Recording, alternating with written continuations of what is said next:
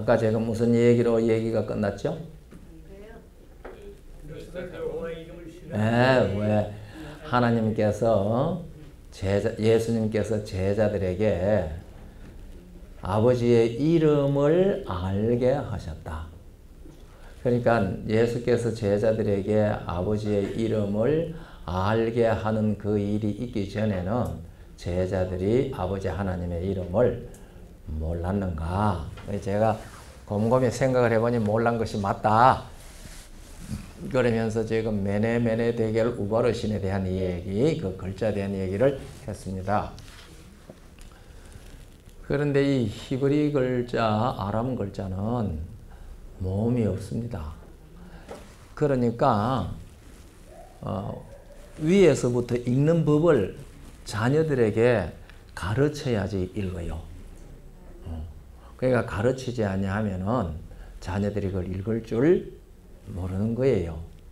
그런데 제3계명은요. 너희는 너희 하나님 여호와의 이름을 망령되이 일컫지 말라. 하나님의 이름을 망령되이 일컫는 자에게 죄 없다 하지 아니하리라. 그런 말씀 있잖아요. 그러니까 이스라엘 사람들이요. 성경에 하나님의 이름이 나오면은 읽지를 않았습니다. 왜냐하면 그 읽다가 혹 잘못될까봐 읽지를 않았습니다. 그러니까 위에서부터 안 읽었으니까 자녀들에게 그 이름을 가르쳐 줄 수 없죠.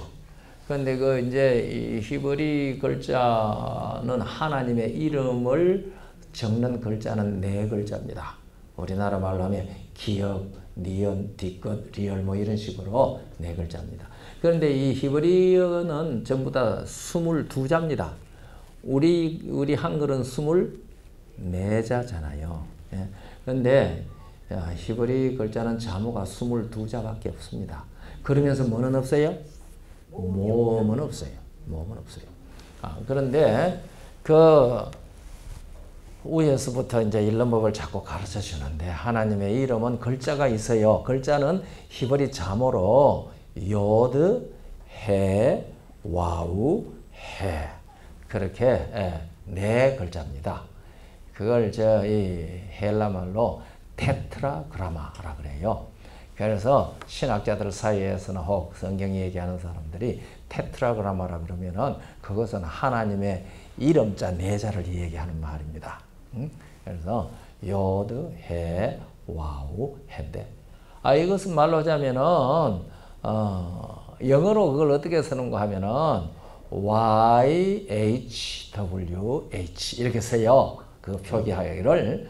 그러니까 YHWH를 써놓은 거 어떻게 읽어요? 그냥 YHWH라고는 읽을 수 있겠지만은 이게 무슨 말인지 모르잖아요.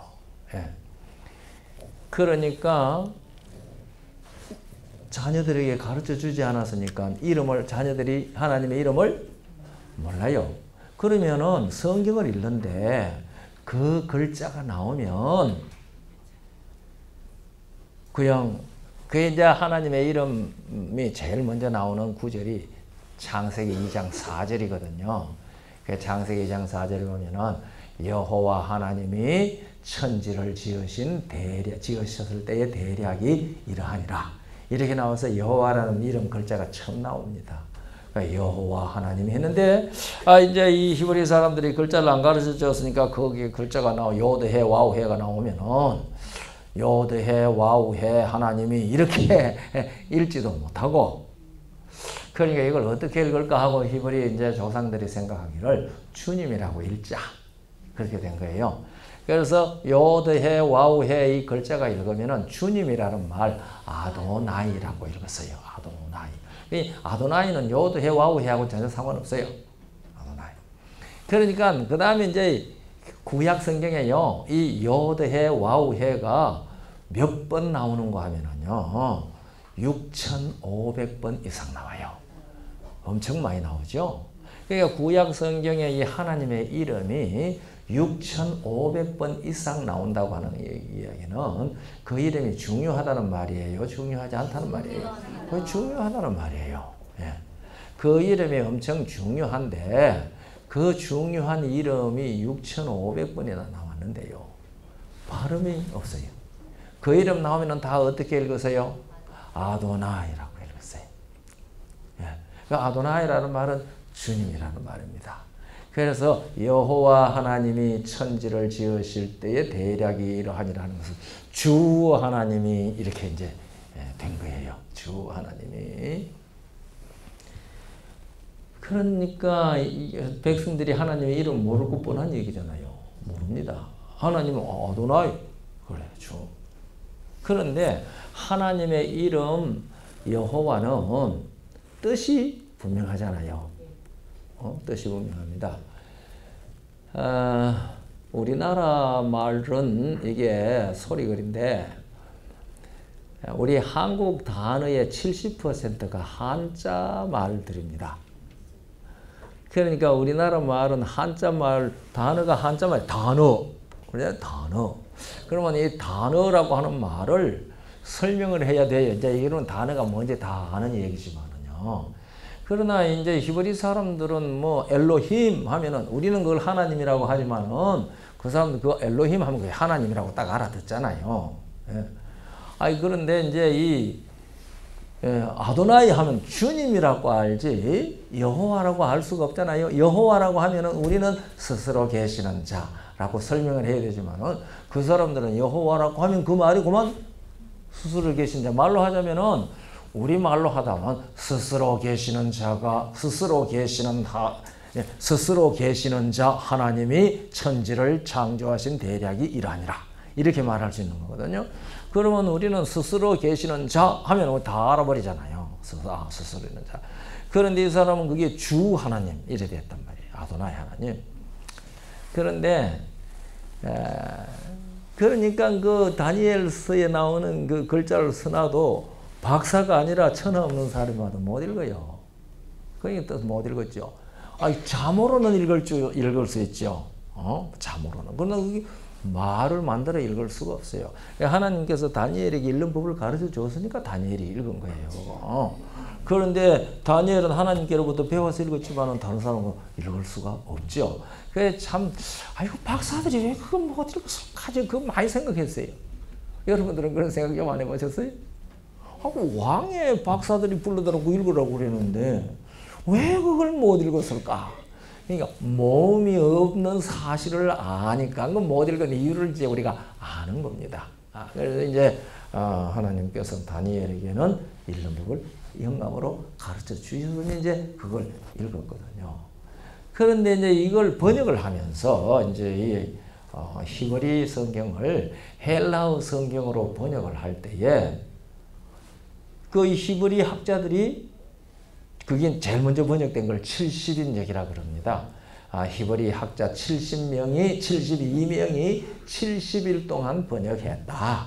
그런 전설이 있어요. 그래서 70인역이라고 그러는데 이 사람들이 번역을 하면서 요드해 와우해를 계속 뭐라고 읽었으니까 주님이라고 읽었으니까 그걸 주님이라고 다 번역을 했습니다. 그래가지고 헬라어로 번역된 그거 이제 70인역에는 여호와라는 말이 한마디도 없고 다 주님이라는 말만 나옵니다.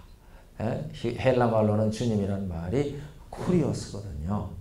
쿠리오스라는 말만 나옵니다. 이것이 이렇게 번역되었으니까 이게 히브리 성경을 번역하는 전통이 됐어요. 표시가 됐어요.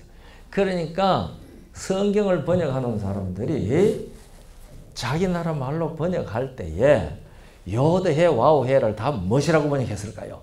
70인역이 번역한 것을 따라 주라고 번역한 거예요. 주. 루터도 그렇게 번역하고 제롬도 그렇게 번역하고 다 주라고 번역했어요. 그러니까 교회가 누구 이름을 모르게 됐어요. 성경의 하나님의 이름을 모르게 됐어요. 그래서 제가 이걸 이렇게 보면서 이 루시퍼가 사단이 기가 막히게 작용한 거예요. 안식일은 제7일에서 일요일로 살짝 바꿔놓고 그 다음에 하나님의 이름은 주님이라고 다 얘기해놓고 그런데 우리가 주님이라고만 얘기하면 스스로 계시는 분이라는 의미가 없어지잖아요. 그래서 이것이 오늘날 성경을 번역하는 일종의 전통이 되었습니다.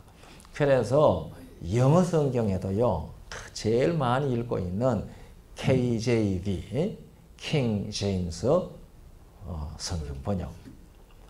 여기에도 여호와라는 말 없어요. 다 주님. 그래도 킹 제임스 버전에는 여호와라는 말이 3번 나와요.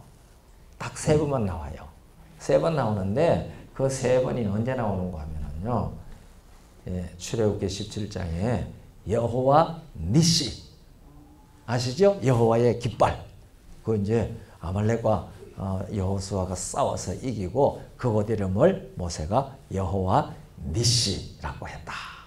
그 여호와 니시 나와요. 그거 한번 나오고, 그거보다 먼저 창세기 22장에 아브라함이 이삭을 제사를 드린 다음에 그 하나님께서 준비해 두셨잖아요. 그걸 뭐라고 그랬어요? 여호와 이레. 그게 처음 나옵니다. 여호와 이레. 거기에 여호와라는 이름 처음 나오고, 그 다음에 출애굽기 17장에 여호와 니시, 그게 처음 나오고, 그 다음에 사사기 6장에 여호와 살로. 이제 기드온이 평강의 하나님이라 해서 여호와 살로. 그것만 여호와라는 말이 나오고 다 주님입니다. 주님. 그러니까요, 킹 제임스 버전만 읽는 사람들이 하나님의 이름을 제대로 알까요?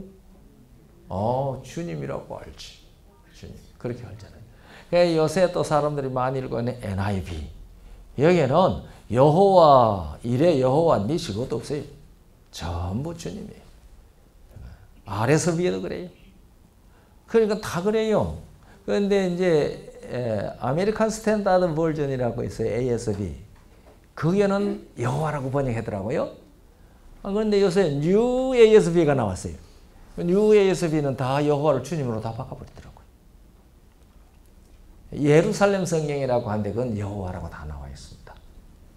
그런데 우리 성경 주님이라고 하지 않고 여호와의 이름, 하나님의 이름을 여호와로 적은 사실이 저는 얼마나 감사한지 몰라요. 그런데 아마 여러분들이 얘기를 들으면서 모험도 없는데 여호와라는 발음은 어디서 나왔나? 그 생각이 좀 들어가셔야 되죠. 그런데 이게 히브리 글자가 모음이 없으니까 죽은 글자가 되는 거예요. 읽을 수 없잖아요.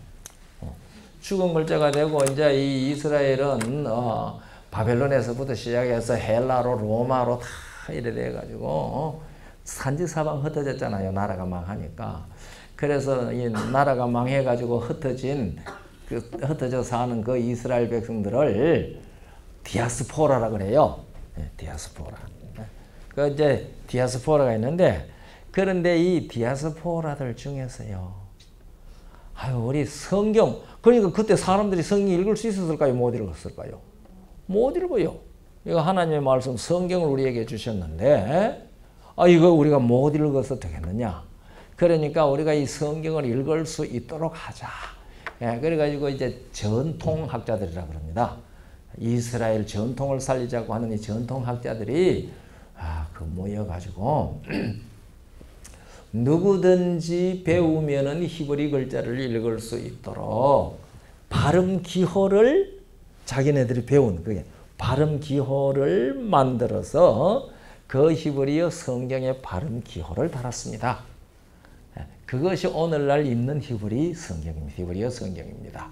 그래서 우리가 발음 기호만 배우면 누구든지 읽을 수는 있습니다. 그런데 발음 기호를 아무리 달아도 누구 이름은 몰라요. 하나님의 이름을 여호와라고 모르잖아요. 요드해, 와우해는 있는데요. 그래가지고 어떻게, 그러면 이거 발음 우리가 모르는데 어떻게 할까? 그래서 이 글자가 나올 때는 아도나이라고 읽었잖아요. 그리고 또 그 하나님은 엘로힘이잖아요. 그러니까 아도나이 엘로힘을 읽는 그 모음을 요드해, 와우해에 이렇게 적당하게 달아서 발음을 만들자. 이렇게 해가지고 거기에 모음을 붙여서 만든 발음이 여호와입니다. 이게 이제 좀 더 정확하게 발음을 하면 예호우아입니다. 여호와가 되죠. 예. 그래서 이 여호와라는 발음이 생겼습니다. 예. 그래서 오늘날 우리는 그 여호와로 발음하고 우리 성경에는 여호와라고 그 발음을 그대로 적어 주었으니까 감사해요. 그리고 하나님께서 출애굽기 3장 13절에 모세가 13절에 모세가 조상의 하나님이 나를 너희에게 보냈다고 하면 그 이름이 뭐냐고 물을 것인데 뭐라고 대답을 할까요? 그러잖아요.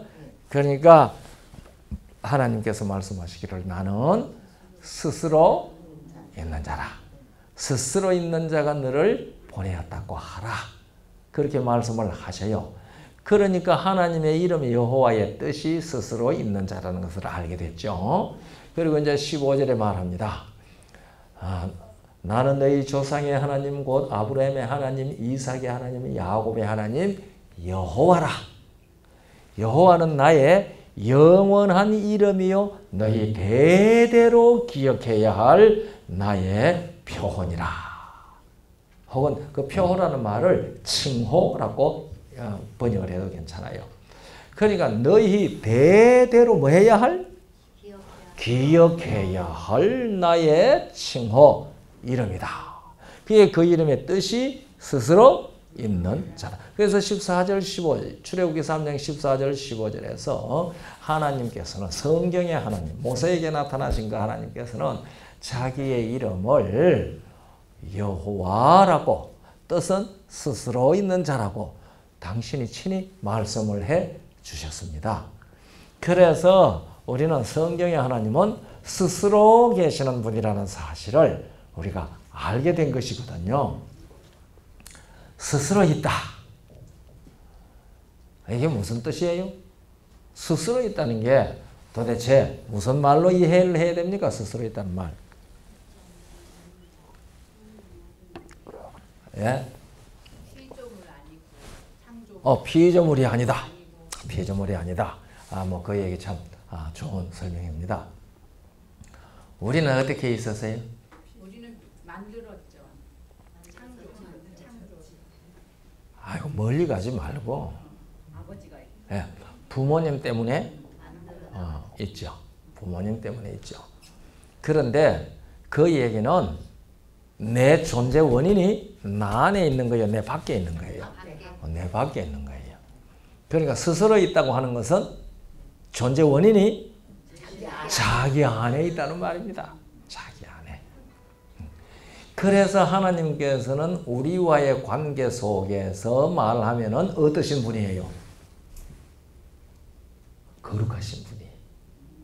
우리가 하나님을 거룩하다고 하잖아요. 왜 하나님을 거룩하다고 합니까? 하나님은 존재에 있어서 스스로 계시고 우리는 스스로 계시는 분이 만들어서 있습니다. 그러니까 존재 형식에 있어서 그 하나님과 우리는 같아요? 달라요? 달라요. 그러니까 하나님은 우리에게 있어서 뭐 하신 분이에요? 거룩하신 분이에요. 그래서 거룩하다 그럽니다. 우리가 하나님을 거룩하다고 말하면서 구별되었다 말하는데 그 구별되었다라고 하는 말의 의미가 뜻이 뭔지 모르고 그냥 말하는 것이죠. 그 하나님이 거룩하시다는 것은 존재에 있어서 우리와 다르신 분이다. 우리는 창조주가 만들어서 비로소 있었지만은 그분은 스스로 계신다. 그 얘기예요. 그래서 스스로 계시는 분이 몇 분이나 되느냐? 얘기잖아요. 그래서 우리는 하나님을 무슨 하나님이라고 성경은 가르쳐주고 있어요. 우리 하나님, 성경의 하나님을 무슨 하나님이라고 그래요? 유일하신 하나님이라. 유일하신 하나님인데 또 뭐라고 그래요? 삼위라고 그래요. 그러니까 유일하니까 세 분이라는 말 하기가 좀 어폐가 있는 것 같잖아요. 유일한데 왜 세 분이야? 이제 이렇게 생각을 하게 된단 말이에요. 그런데 성경은 아버지와 아들과 성령. 그렇게 신약 성경은 우리에게 가르쳐 주고 있거든요. 그래서 신학자들이 고민하고 이걸 어떻게 표현을 해야 될까 하고 만든 말이 무슨 말이에요? 삼위라는 말을 쓰네. 삼위 그 다음에 일체 그렇게 한 거예요. 아니 근데 이 말이 이해하기가 쉽지를 않잖아요. 삼위가 몸뚱어리나 하나로 말인가? 아니 그래가지고 이거 생각하니 인간의 논리로 이해가 되는 거예요? 안 되는 거예요? 안 되는 거예요. 그러니까 이제 뭐라 그러는 겁니까? 그건 우리가 무조건 성경이 말했으니까 믿어야 돼. 이제 그렇게 말합니다. 제가 그 말도 참 좋다고 생각을 합니다. 그래서요, 이걸 못 믿는 사람들이 많아요. 근데 요새만 많은 게 아니고 옛날에도 많았어요. 그래서 초기에 이 사실을 믿지 않고 이걸 갖다가 이론으로 반대한 사람이 있었는데 그 사람이 아리우스라는 사람입니다. 아리우스. 그러니까 250년대부터 336년까지 살았던 사람이에요. 아리우스. 그 아리우스라는 사람은 성경의 하나님은 여호와 하나님 한 분뿐이고 예수는 여호와 하나님이 제일 먼저 창조한 피조물이고 여호와의 증인이 아리우스 하는 소리를 하죠. 예. 그래서 성령은 여호와 하나님의 감화력이다. 이제 이렇게 한 거예요. 그렇게 얘기를 해가지고요. 이게 듣기에 그것이 훨씬 합리적이잖아요. 합리적인데다가요, 이걸 갖다가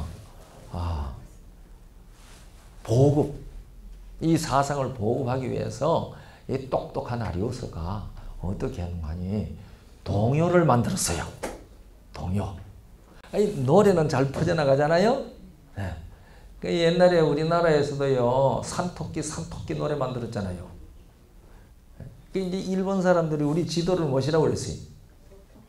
토끼. 그게 우리 지도 보고만 토끼라고 하는 게 훨씬 더 그럴듯해 보이거든요. 우리 조상들은 뭐시라고 그랬는데? 호랑이라고 그랬는데. 이걸 호랑이라고 해가 지도 가는 거 보면 호랑이 같지를 않잖아요. 그런데 토끼라고 해놓으니까 거기에 딱 맞은 거거든. 그게 쫙 퍼져나가는 거죠. 그래서 우리가 또 토끼라고, 우리나라로 토끼로 표현하는 일본 사람들이 한 거예요. 우리 조상들은 호랑이라고 했어요. 호랑이.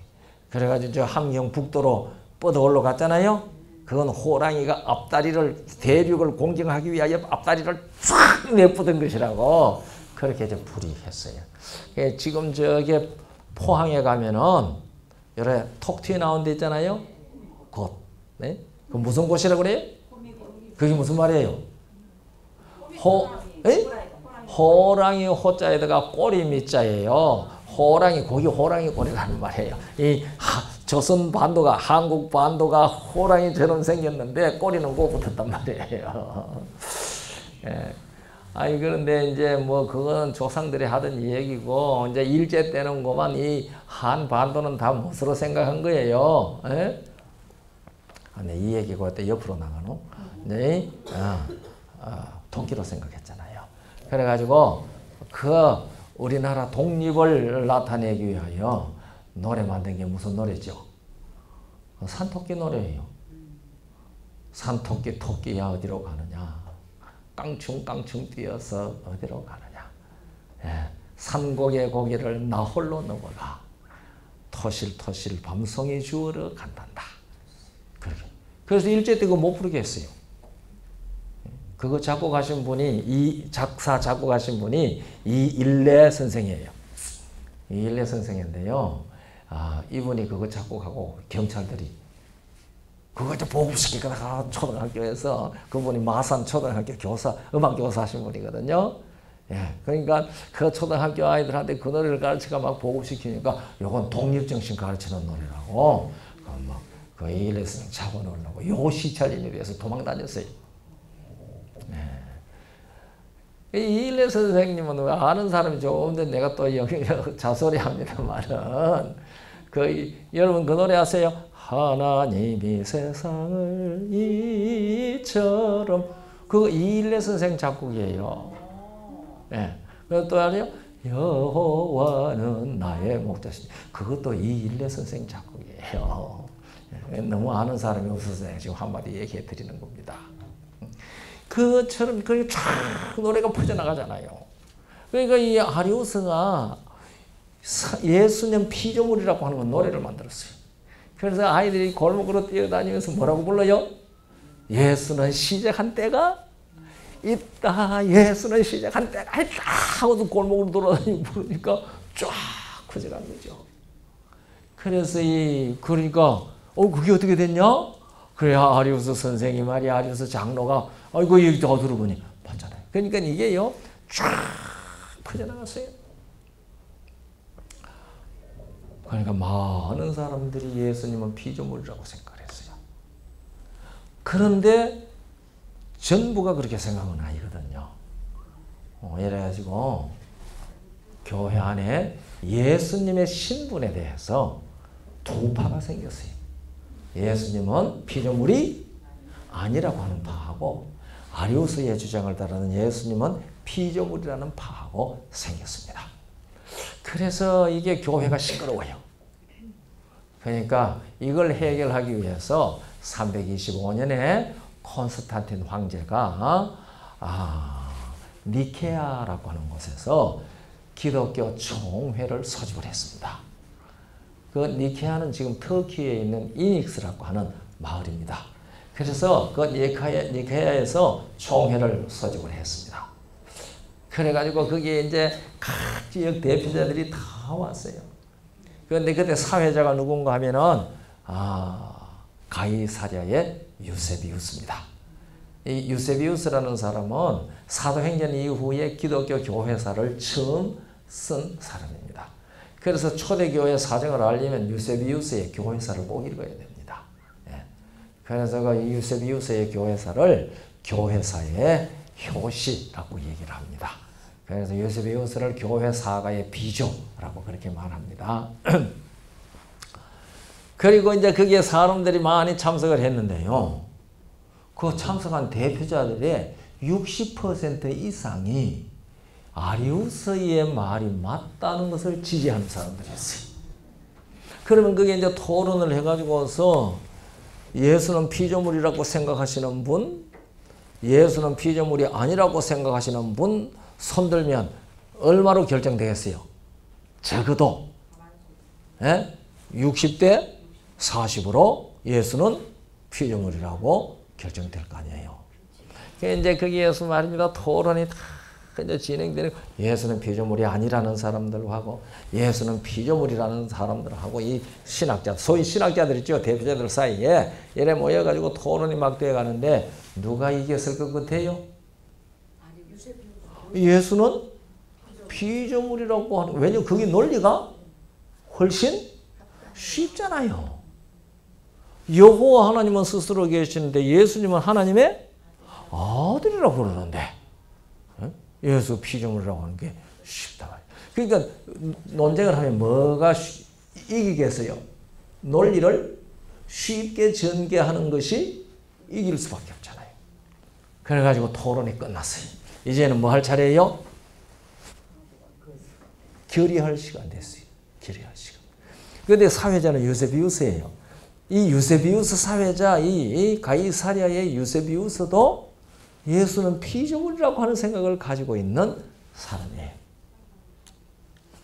이 유세비우스라는 유명한 사람이 두 사람이 있습니다.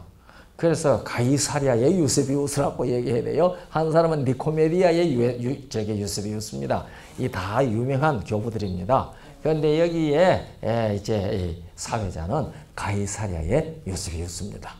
이제 이 사회자가 이제 결의를 하겠는데 혹시 결의하기 전에 마지막으로 할 말이 있는 분이 있으면 말씀할 시간을 드리겠습니다. 그렇게 얘기한 거예요. 그럴 때 한 젊은이가 손을 들었어요. 그 정식 대표자가 아니라도 발언권을 주실 것입니까? 그러니까 이 청년은 정식 대표자가 아니었어요. 다시 말하면 방청객으로 온 사람이에요. 그러니까 사람들한테 정식 대표자가 아니라도 발언권을 주어도 되겠습니까? 그러니까 정식 대표자들이 다 괜찮소 이렇게 됐어요. 그래가지고 그 청년이 발언권을 얻었습니다. 그 청년이 발언권을 얻어서 앞에 나왔어요. 근데 27살짜리 청년이에요. 자, 이 연세 드신 분 27살짜리 보니까 새파랗죠? 이 27살짜리 청년이 앞에 딱 나와가지고 예수님은 피조물이 아니다. 예수님은 아버지 하나님과 동등한 스스로 계시는 하나님이시다. 그 얘기를 쫙 성경으로 설명을 했어요. 그런데요, 그 인물 중심의 교회사라고 하는 책을 읽어보면은요, 이 청년이 그 얘기를 할 때에 그 얼굴이 천사처럼 환하게 빛났다 하는 얘기가 기록되어 있어요. 뭐, 봤는지 안 봤는지 모르지만 이거 기록되어 있어요. 그런데 이 청년이 이름이 바로 아타나시우스입니다. 아타나시우스입니다.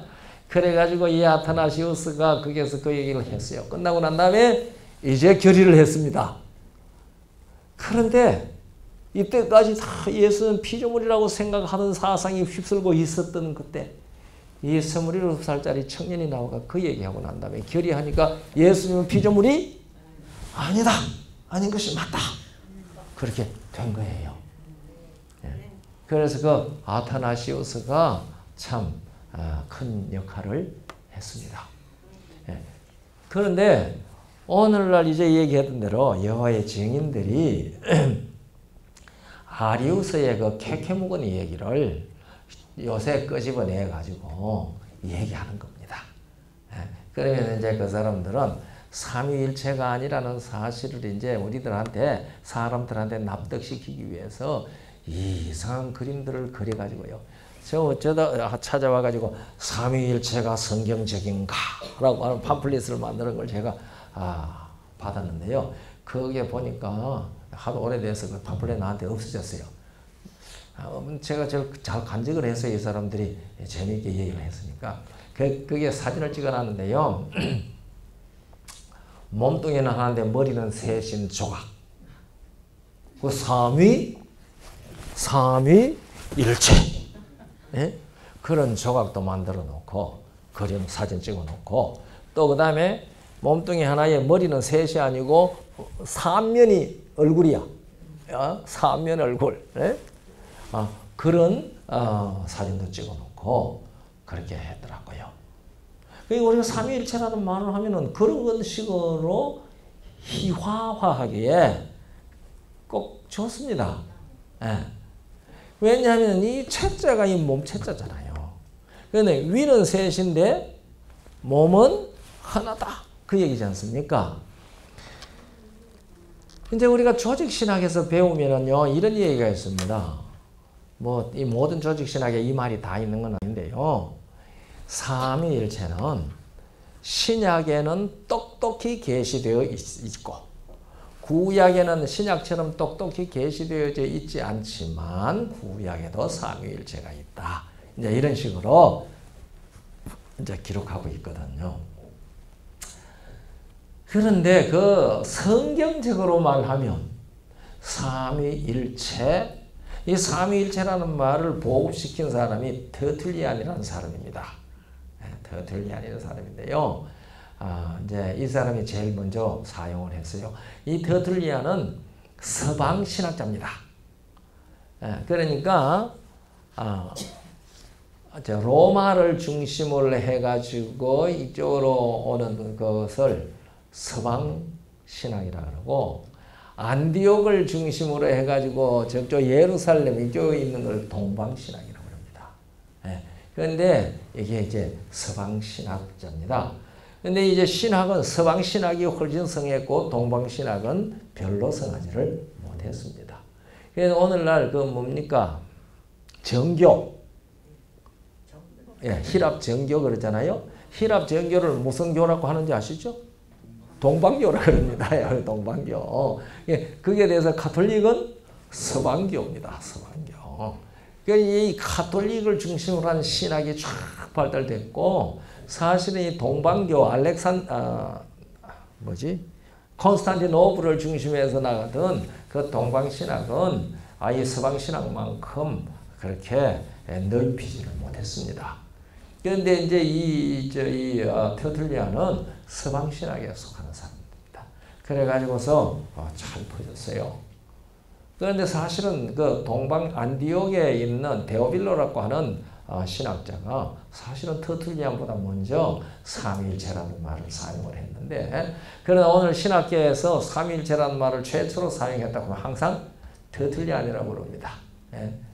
데오빌로는 이름도 덜먹거리지도 않아요. 그런데 한번 생각해 보세요. 아버지와 아들과 성령인데 한 하나님이다. 그러니까 이 말을 사람들이 이해하도록 하기 위하여 어떻게 하겠어요? 말을 하나 만들면 좋잖아요. 그래서 삼위일체라는 말을 이제 만든 거예요. 그러니까 삼위일체라는 말은 신학 용어예요.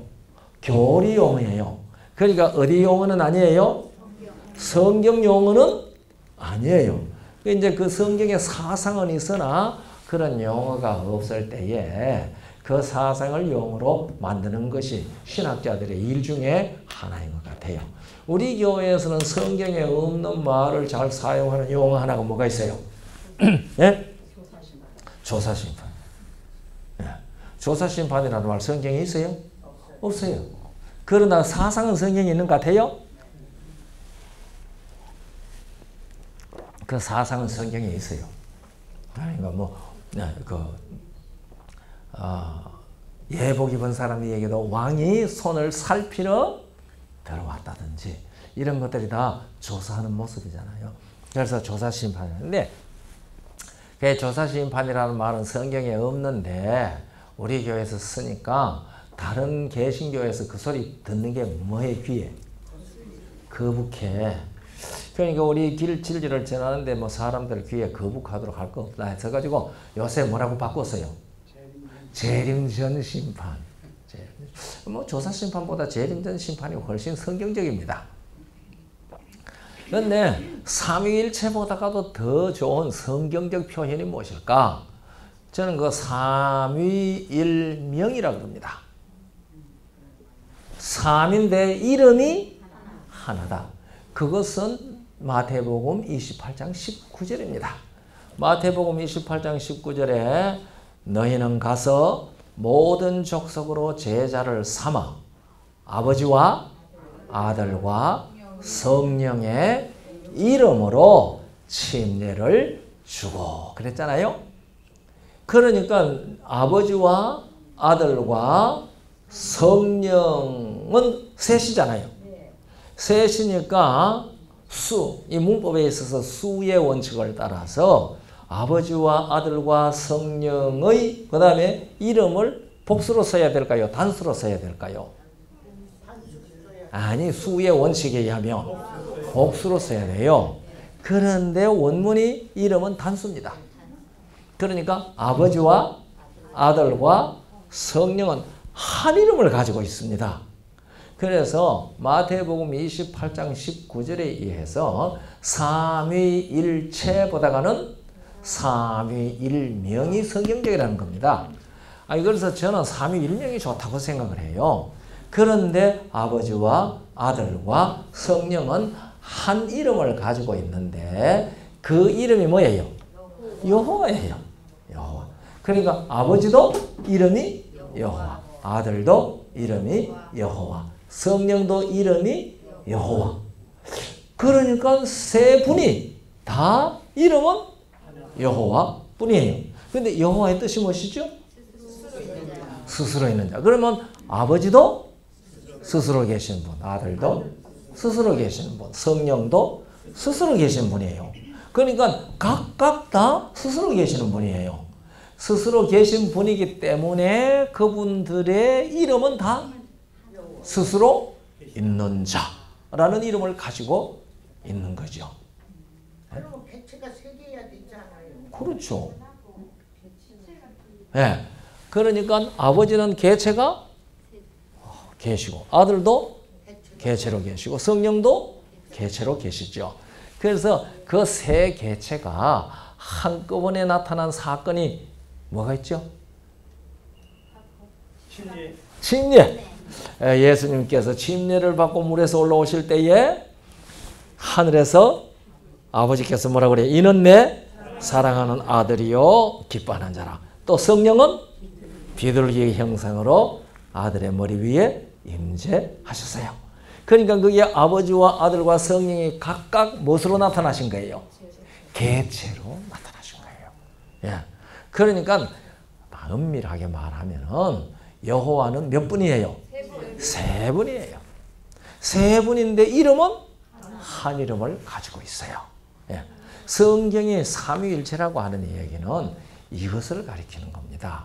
다시 말하면 일체라는 말은 무엇을 뜻하는 것인가 하니까 존재성을 나타내는 말입니다. 존재성. 그러니까 아버지나 아들이나 성령의 존재성은 다 어떻게 존재하셨다? 스스로 존재하셨다. 예. 제가 이 얘기할 때 우스운 얘기 잘 하는데요. 그러나 우습지만은 기억해야 될 얘기거든요. 아마 기억하시는 분들이 많을 거예요.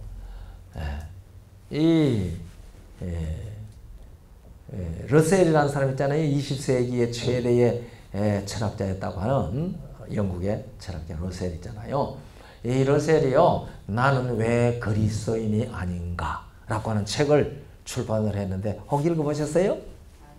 아, 참 고약한, 그리스도인이 아니거든. 혼자 그리스도인이 아니지. 그걸 또 온 세상에 이름을 짱짱 울리는 유명한 철학자가 책을 썼어요.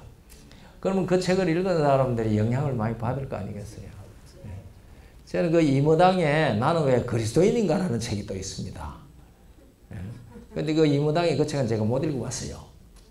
근데 그게 제가 읽다가 보니까요, 러셀이 그게 이런 얘기를 썼어요. 자기가 초등학생 때, 저는 그렇게 읽었는데요. 제 기억이 잘못됐는지 모르겠어요. 그게 자기의 직접적인 경험인지, 자기 동무의 경험인지, 그것이 지금 아리송해요. 어쨌든 간에, 독실한 시인자인, 감리교 시인자인 아버지가 그 초등학교 5학년이나 되는 아들한테 천지와 만물은 다 하나님이 창조했다고 열심히 가르쳐 줬어요. 그러니까 이 똑똑한 5학년 아들이 그 얘기를 다 듣더니 아버지, 그러면 하나님은 누가 만들었어요? 그렇게 이제 물은 거예요. 똑똑하죠? 네. 그 천지 만물 우주는 다 하나님이 만들었다고 그러니까 그러면 하나님은 누가 만들었어요? 그러니까 이 아버지가 깜짝 놀란 거예요. 놀라면서 한 말이 그것은 아무도 모른단다. 그런 질문을 하는 것이 아니란다. 그렇게 이제 얘기를 한 거예요. 그러니까 러셀이 그 얘기를 썼어요. 그 얘기를 쓰면서 하나님이 있는지 없는지 모르는 거네. 그런데 왜 그걸 꼭 있다고 얘기해야 돼? 그래서 자기는 평생 불가지론자가 됐다고 그렇게 썼어요. 불가지론자 무슨 말인지 아시죠? 알 수 없다. 그 사상을 가지고 알 수 없다. 예, 불가지론이나 무신론이나 똑같은 거예요, 사실은. 됐다고 그랬어요. 자, 그러면은 우리가 우리 아이들에게 지금 그 아버지처럼 그 얘기를 쫙 해주면은 그 똑똑한 우리 자녀들이 엄마, 아빠, 그럼 하나님은 누가 만들어서? 그러면 어떻게 대답해야 돼요? 예, 뭐라고 대답해야 돼요? 하나님은 그 이름이 여호와란다. 여호와라는 말은 스스로 있는 자라는 말이다. 그래서 하나님께서는 스스로 계시는 분이란다. 그렇게 대답해 줄 수 있어야 돼요. 예? 그렇게 대답해 줄 수 있어요. 자, 똑똑한 아이는 그렇게 대답하면 또 뭐라고 질문하겠어요? 에이, 어떻게 다 하나님이 만들어서 있는데 하나님은 스스로 있을 수가 있나요? 그렇게 물을 수 있을 거예요. 그러면은 뭐라고 대답해야 된다고요? 네, 크게 얘기해요. 저 뒤에 들려요? 예. 그렇게 물으면은 저는 그렇게 대답하라고 얘기합니다. 그러니까 하나님이지. 스스로 계실 수 없는 분은 하나님일 수 없다. 만약에 하나님을 누가 만들었으면 하나님을 만든 자가 더 하나님이지. 그렇기 때문에 하나님이 참으로 하나님이시려면은 하나님은 스스로 계시는 자가 아니면 안 된다. 예? 그럼 어떻게 하나님은 스스로 있을 수 있었나요? 그것은 우리가 모른다. 그러나 성경은 분명히 하나님의 이름을 여호와라고 계시해 주셨고 그 하나님은 스스로 계시는 분이라고 성경은 분명히 가르치고 있다. 그 다음에 다른 것은 우리가 나중에 하나님 앞에 가서 한번 물어보자. 그런데 잠언 25장 2절에 보면은요. 잠언 25장 2절에 보면 참 재미있는 말이 있습니다. 일을 숨기는 것은 하나님의 영화요. 일을 살피는 것은 왕의 영화니라. 그런 말이 있습니다. 일을 숨기는 것은 하나님의 영화다. 일을 살피는 것은 왕의 영화다. 이게 도대체 무슨 말이냐? 그 무슨 말 같아요? 하나님과 인간의 왕이 구별돼 있고. 근데 하나님은 일을 숨기는 것이 하나님의 영화요. 왕은 일을 살피는 것이 왕의 영화다. 왕의 영화는 괜찮아요. 그런데 하나님은 일을 숨기는 것이 하나님의 영화다. 어떤 사람이 저한테 그 성경 구절 질문을 보냈어요. 목사님, 잠언 25장 2절이 무슨 말입니까? 왜 일을 숨기는 것이 하나님의 영화라고 그랬습니까? 예. 그랬거든요. 그 말이 무슨 말 같아요? 예. 우리가 욥기 11장 7절을 보면은 사람이 하나님의 오묘를 어찌 능히 다 알 수 있느냐. 그래서요. 그러니까 일을 숨기는 것은 하나님의 영화라고 하는 그 말은 사람이 하나님을 미주알 고주알 속속들이 다 모른다. 그래서 하나님을 미주알 고주알 속속들이 다 몰라야 하나님이다. 그 얘기를 하는 겁니다. 여러분 생각해 보세요.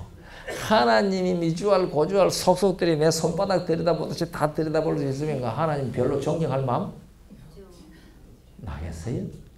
그래서 일을 숨기는 것이 하나님의 영화라는 말은 그게 이제 욥기 11장 7절과 어울려서 하나님은 오묘에 있으신 분이다. 그것이 하나님이 하나님 되심을 드러내는 모습이다. 그 얘기 해주는 거예요. 그리고 우리가 이 계시록 19장에 보면은요, 백마를 타고 오시는 분, 흰 옷을 입은 군대를 거느리고 오시는 분 얘기가 있잖아요.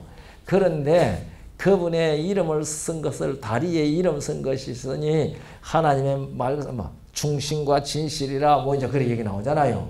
그리고 또 나오죠. 어디에 또 이름 쓴 다리에인가 이름 쓴 것이니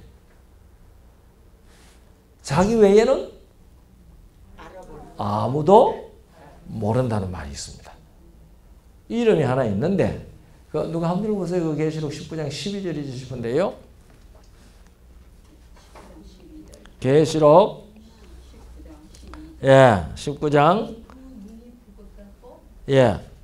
그 머리에 많은 멸관이 있고 또 이름 쓴 것이 하나가 있으니 자기밖에 가는 자가 없고. 예. 그 이름 멸관이 있고 또 이름 쓴 것이 하나가 있으니 자기밖에 아는 자가 없지. 그분 누구예요?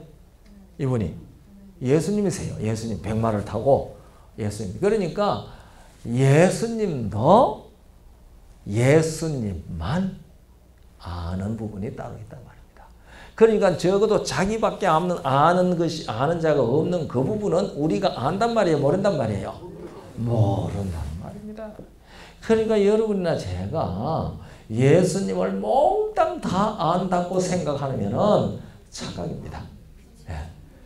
예, 하나님도 이를 숨기시고 예수님도 자기밖에 모르는 이름을 가지고 계시거든요. 예, 그래서 우리가 이 하나님의 오묘를 능히 다 알 수 있는 사람들이 아닙니다. 그러나 성경이 우리에게 계시해 준 만큼은 알아야 되거든요.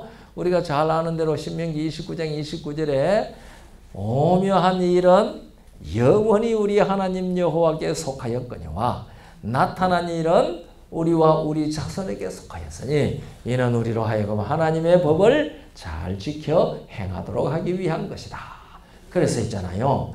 그러니까 여러분과 제가 성경에 나타난 계시되준 범위만큼 알아야 되고 하나님이 숨기신 것은 우리가 알려고 하지 않는 것이 하나님을 하나님으로 공경하는 모습입니다. 태도입니다.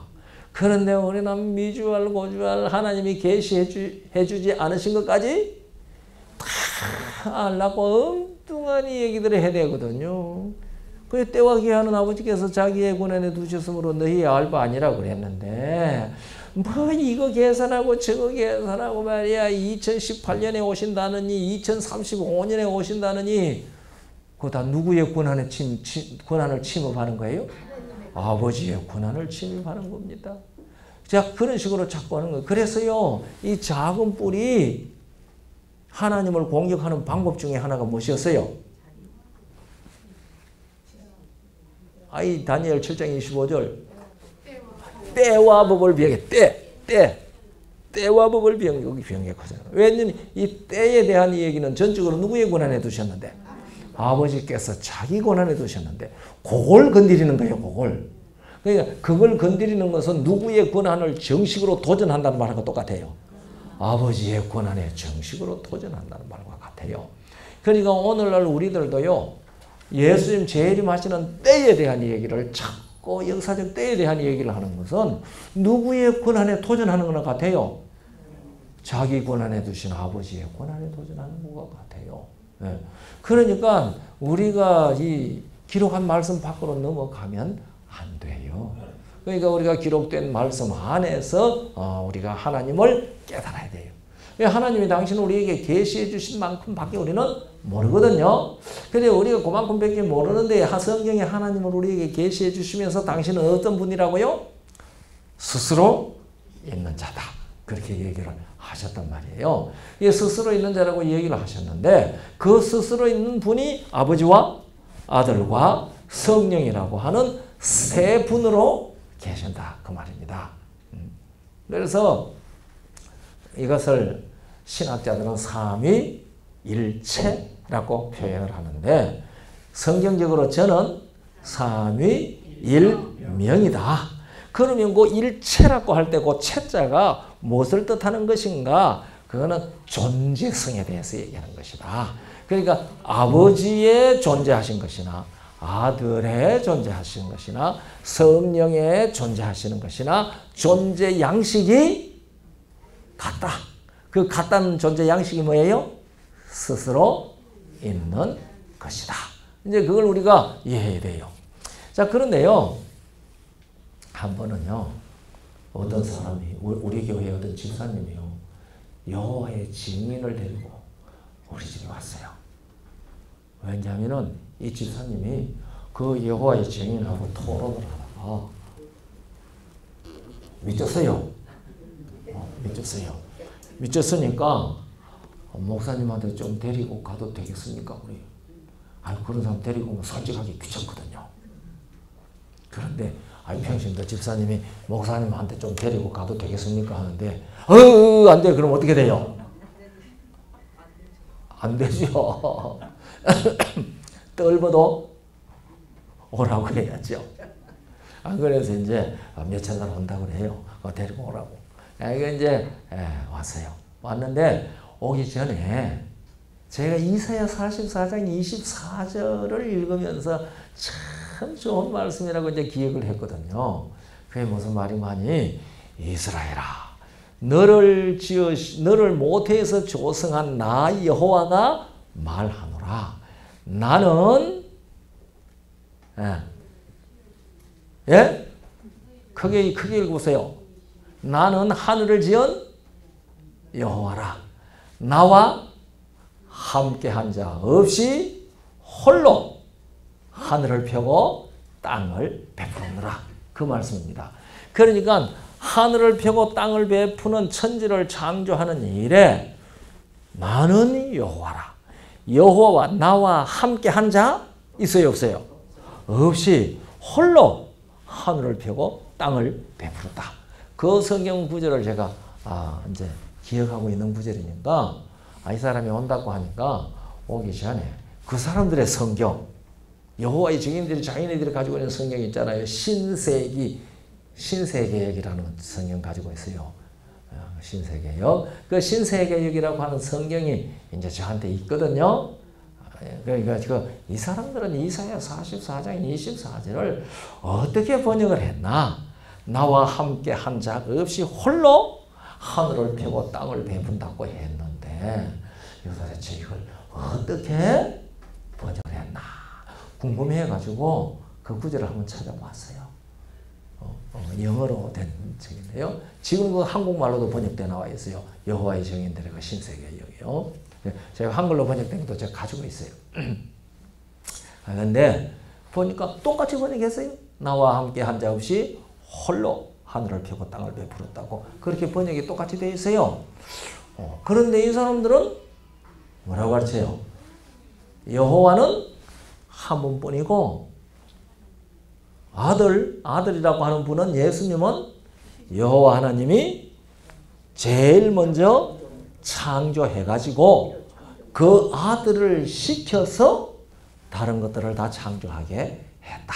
그렇게 가르치거든요. 그런데 그건 이사야 44장 24절하고 맞아요? 달라요?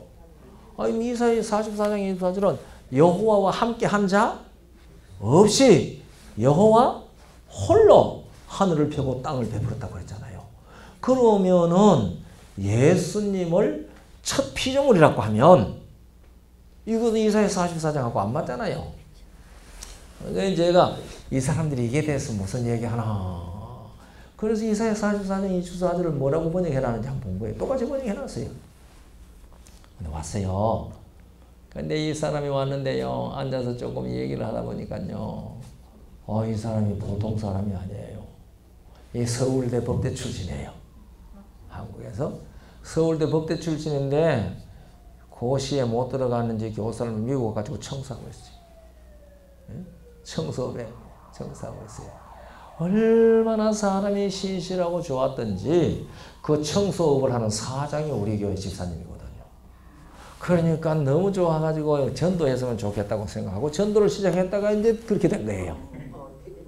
네.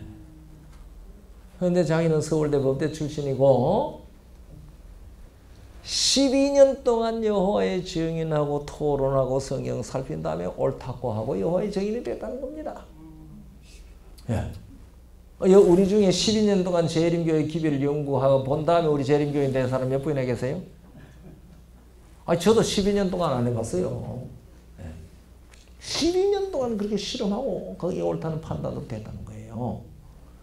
그러니까 이 사람이 보통 똑똑한 사람이 아니에요. 그래 와가지고 이제 다 얘기를 시작하는데 삼위일체에 대해서 얘기를 시작하는 거예요. 얘기를 시작을 하는데 스트롱 신학사전에는 이렇고 캐톨릭 신학사전에는 삼위일체에 대해서 이렇게 설명해 놔놓고 그 항목을 다 외우고 있어요. 캐톨릭 신학사전은 모두 줄줄줄줄줄, 스트롱 신학사전은 줄줄줄줄줄. 저는 가톨릭 신학사전도 읽어본 일도 없고 스트롱 신학사전도 읽어본 일이 없는 사람이잖아요. 그래서 제가 한참 듣다가 선생님, 저는요 가톨릭 신학사전이 무슨 소리 했는지 관심도 없고요. 스트롱 신학사전이 무슨 소리 했는지도 관심이 없습니다. 저는 성경이 무엇이라고 했는지 관심이 있으니까 성경이 무엇이라고 했는지 보시죠. 그러니까 예, 그럽시다.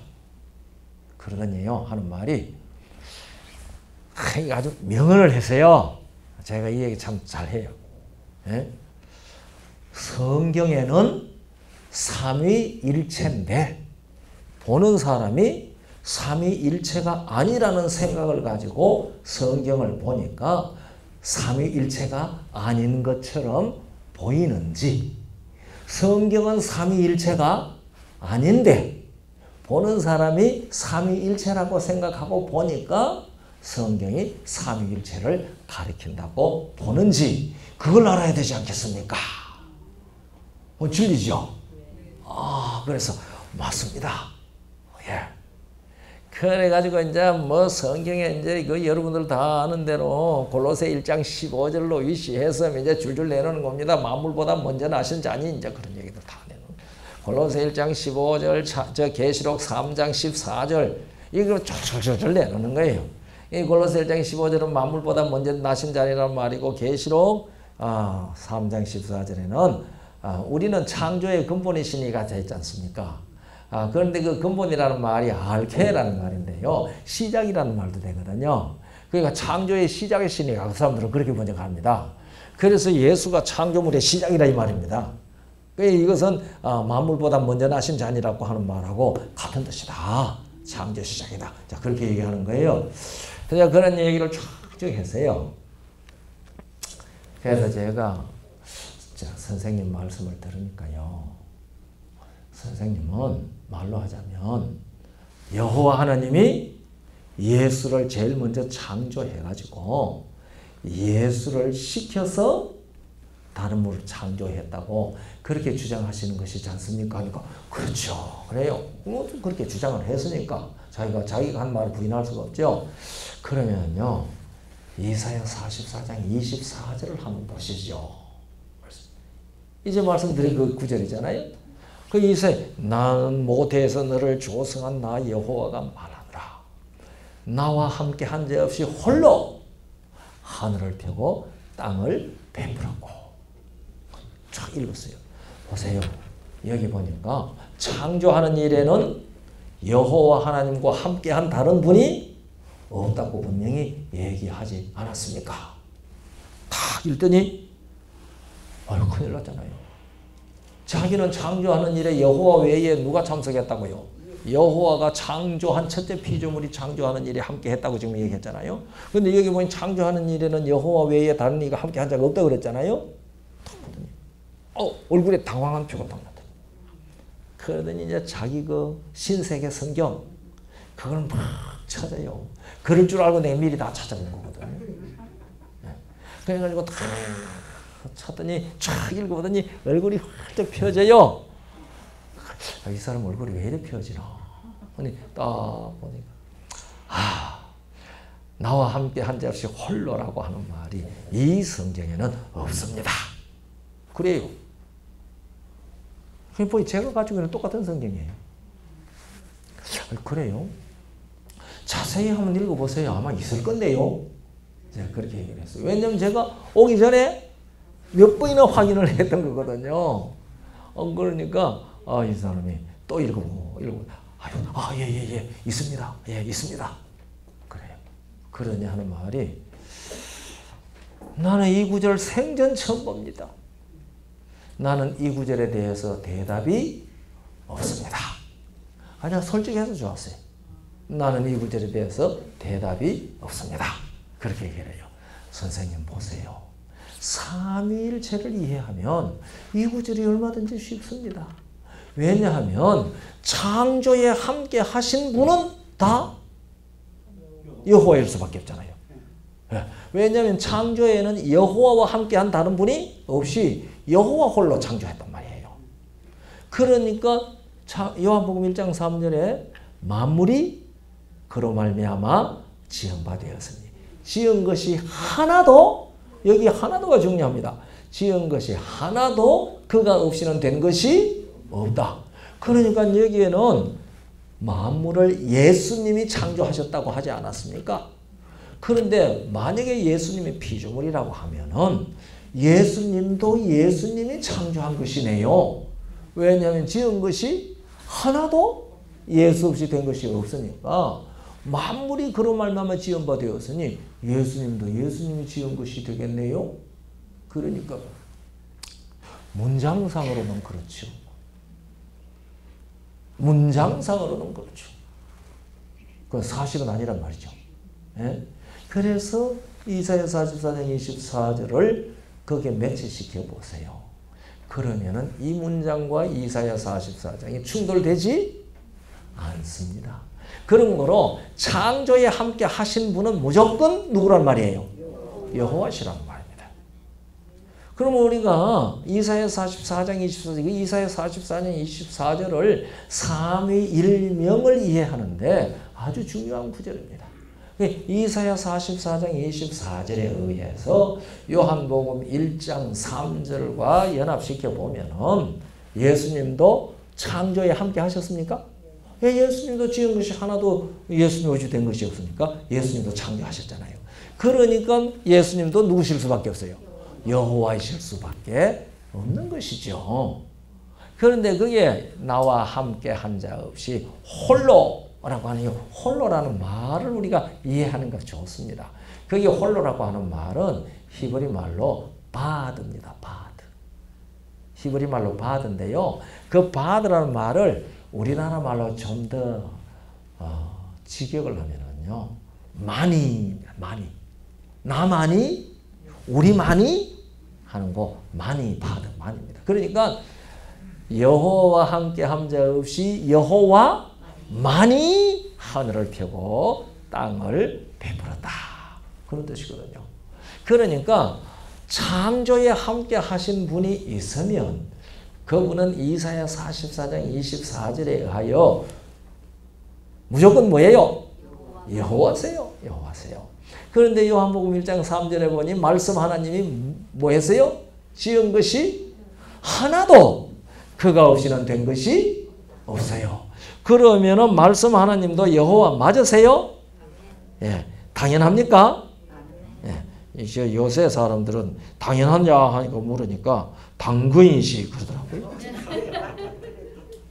예, 그래서 예수님께서는 만물을 창조하신 뭐예요? 여호와십니다. 여호와십니다. 네. 그러니까 예수님이 여호와라고 하는 이유를 성경이 증명해주고 있습니다. 그러니까 삼위일명입니다. 그 명이 뭐예요? 여호와입니다. 그러니까 아버지와 아들이 같은 이름을 가지고 있는 거거든요. 그럼 성령은요? 그래서 그날 그분하고 토론은 거기서 끝났어요. 나는 여기에 대해서 대답할 말이 없습니다. 그렇잖아요. 그래 이제 이 얘기 끝나고 난 다음에 이제 진짜 토론 얘기는 끝나고 난 다음에 그 사람이 미진한 거라. 그러니까 뭐 이 아들에 대한 얘기는 그렇더라도 말이지 뭐 성령이 얘기는 뭐 어쩌고저쩌고. 예? 그래서 성령도 성경 찾아보면 확실합니다. 난 그렇게 하고 이제 2시간 토론하고 이제 갔어요. 근데 시편 104편 30절에는요. 시편 104편 30절에 뭐라고 말했어요? 주의 영을 보내어 저희를 창조하사 지면을 새롭게 하시는도다 그랬어요. 그러니까 거기에 주의 영을 보내어 저희를 창조하사 했으니까 주의 영, 하나님의 영도 뭐 하셨단 말이에요? 창조하셨단 말이에요. 시편 104편 30절입니다. 그러니까 성령께서도 뭘 하셨어요? 창조하셨어요. 그러면 창조에 함께 하신 분은 뭐예요? 여호와세요. 창조에 함께 한 분은 여호와세요. 그러니까 성령도 모실 수밖에 없어요? 여호와십니다. 성령도 여호와십니다.